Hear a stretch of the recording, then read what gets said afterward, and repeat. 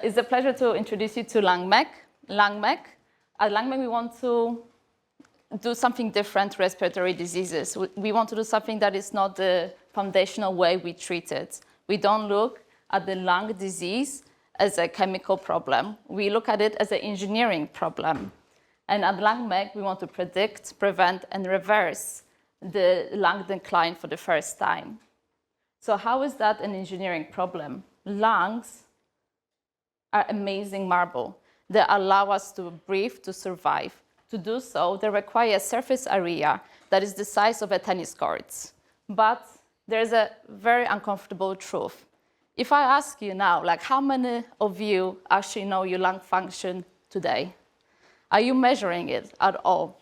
We measure our sleep, our steps, maybe glucose, but the lung function is complete black box until something goes wrong, until we cannot run long enough, until we suffer with breathing, we cannot grasp that air. And what we know actually that our lung function peaks in our 20s, and unfortunately, after that, it goes down. We kind of accept that as we age, the lung function will deteriorate. We'll struggle for that breath. We will not be able to go and climb the mountain as we used to.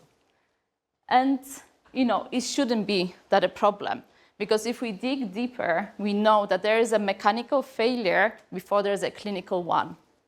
As we age, our lungs undergo structural remodeling. The surface area that I've mentioned is declining. The lungs, they lose their snapback elasticity. And what happens the most is the stiffening of the tissue of the organ. This means we cannot really do much. We just accept that mechanical failure. But the struggle is also that the way we monitor our lung function, unfortunately, is not good enough, is also failing us. If you think about that invisible stage versus the visible stage, the gold standard way to measure lung function is a spirometer.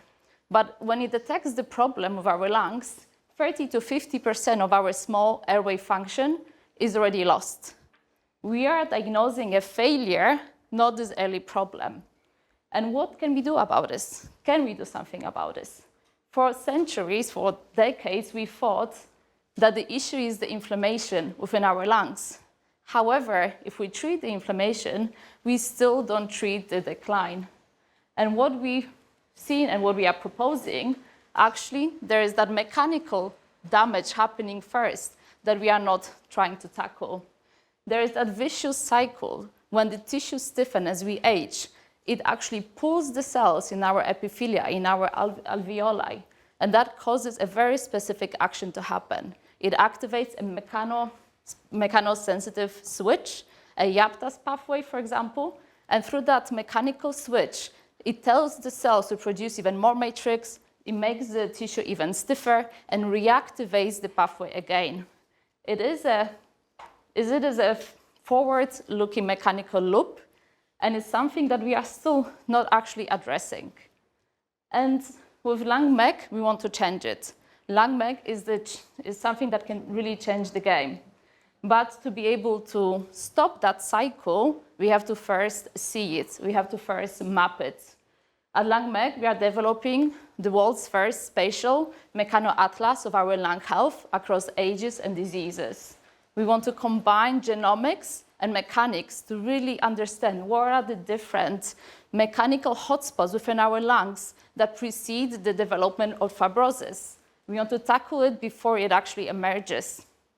And the map is just not an atlas exercise. It's actually a battle plan for mechanical reprogramming.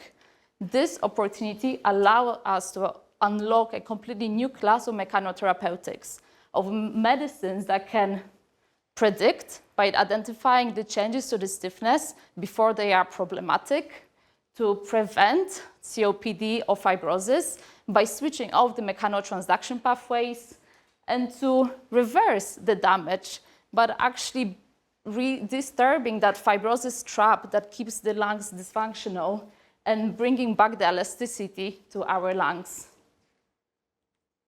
At LUNG-MECH, we believe that biology is programmable, and the code behind this are the mechanics. and come later to hear more. Thank you.